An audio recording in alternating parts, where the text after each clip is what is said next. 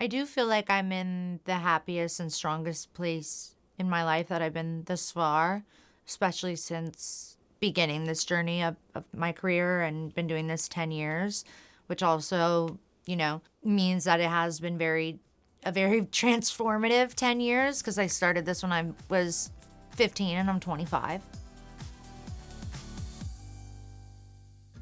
I set out on my own as an artist whenever I was 16 was my first release, and I signed to a record deal when I was 15. I never needed you like I do right now. So a lot of my career has been like the journey of finding myself. Again, 15 and 25 is a huge jump.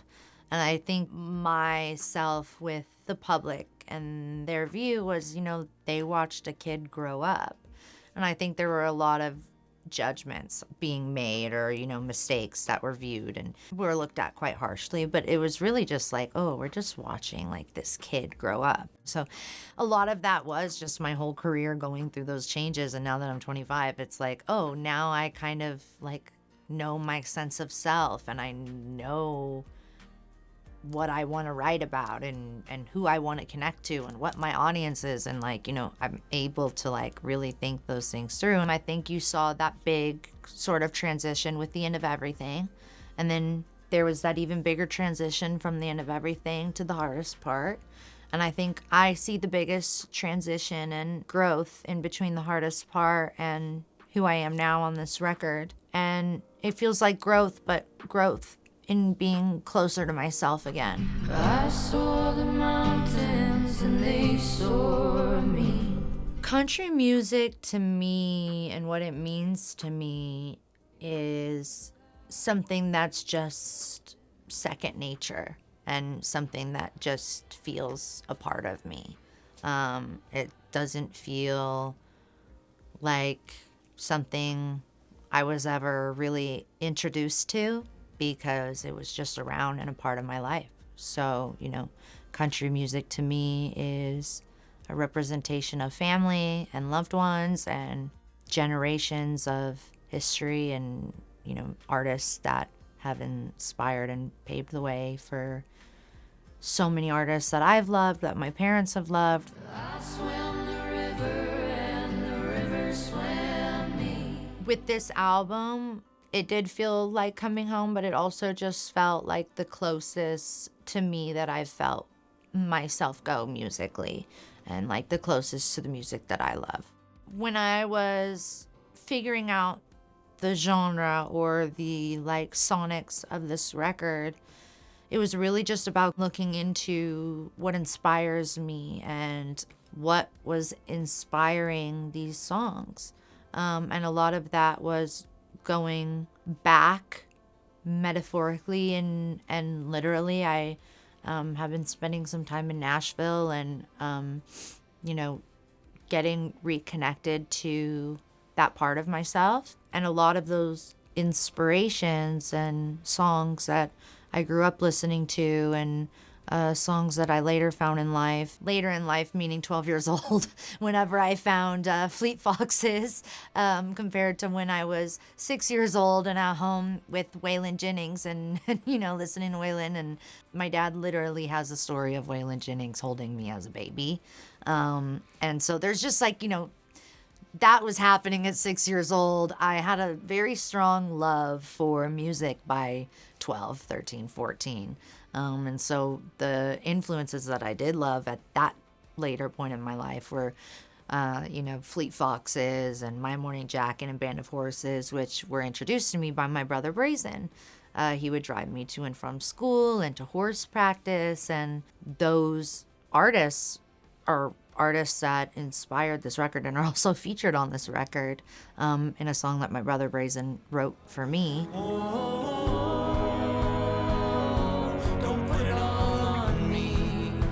I was so taken back by how kind the song was and just the love that came across from my brother to me.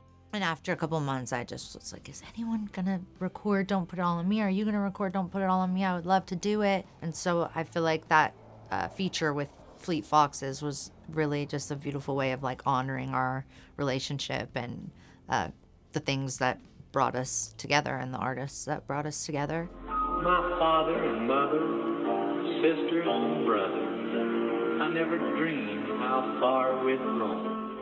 There's 4 generations of Cyrus family on this record. You know, you have my great-grandfather that wrote a hymn, my grandfather's singing it, my father has a song that he wrote on the record, and then me and my brother are both, you know, my record and my brother's written on the record. So it really was like beautiful just to have that bloodline, you know, through and through the record. And also it's the bloodline that gave us the gift and love for music. So music's been a, you know, constant through and through for decades and forever in the Cyrus family. Miley started her career when I was so young. So, you know, I was spending a lot of that time doing horses and like being a kid. And so I didn't really look at what she was doing as like, oh, I'm learning from this. I wasn't really focused on that. She was just like my sister that, you know, came home and like lived at home. As I got older though, and, you know, by the time I was 16 and doing my own thing, I did experience parts in her career that I guess in her perspective, you know, were harder points or growing periods or changes that were just good examples of what to do or what not to do or what to let someone do or what means you're getting taken advantage of. And I think there were just a lot of lessons that just came with it because our age gap. And, you know, when she started Hannah, I was 5. So by the time she was done with Hannah, I wasn't even driving a car yet. So that kind of puts it into perspective of like, I didn't even drive when she was doing bangers. Like I was only 13, you know? So like I was just growing up while she was really doing like most of her career so far, you know? So I really saw it all from the perspective of a sister and as a kid. But of course there's like situations that you experience and you're like, okay, like I'll keep that in mind for the future and for, you know, if that happens to me, how do I handle it? What do I, you know? So it's been a really, I mean, I've had a great role model for, you know, how it all works. My dad, the best advice he's given me, of course, was stand still. I think it's just something that I can use in every moment of life, but also to be the outlaw and whatever that means to you, whether it's, you know, thinking like there's no box and, you know, not making the music that people expect you to make and making the decisions that people say are right or what feel, just, you know, live by your own rules and like Waylon and like Johnny, be the outlaw. And I think that's some really good country music advice too.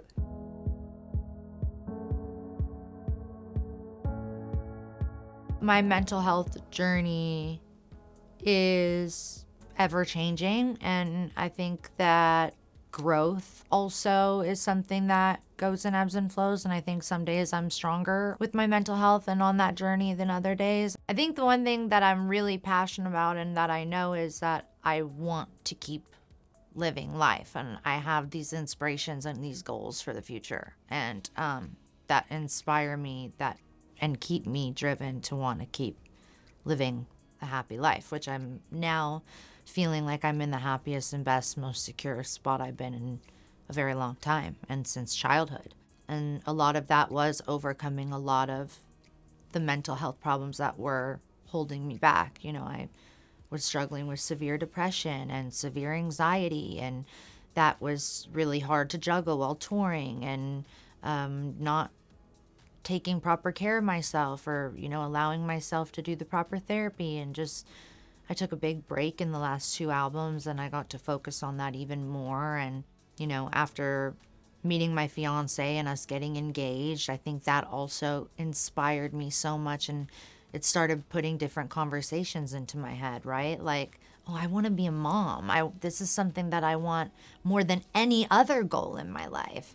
And that also ignited so much more excitement for me to, like, I want to be alive for this. I want this to happen. And that was just something that I wasn't used to feeling, because before I didn't really feel that connected to life. So this is a very like strong place that I'm newly in, and I think that the album was a huge helping hand into getting to this place.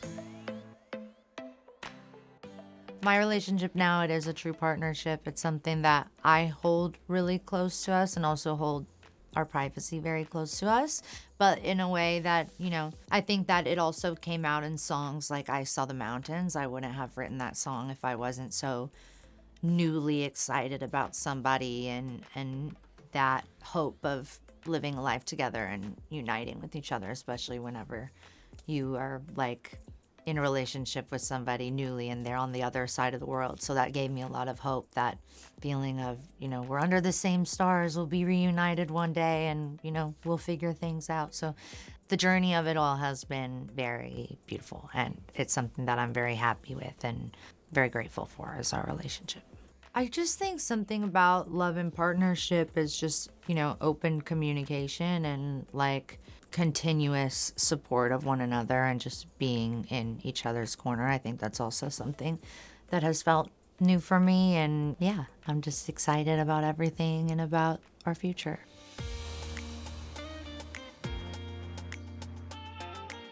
I've had the same answer for a while of what success means to me. And success to me is making music that in 30 years is just as good as whenever it came out, and making timeless music. And also, I think, as I've grown, success is in many different forms. And in regards of just personally, just, I think loving life and living life to the fullest, and appreciating it, and actually excited for future moments is also success. And so yeah, just keep growing and not try to limit myself with future goals or must do's or must achieve by a certain time, but just keep gradually growing and making music that helps me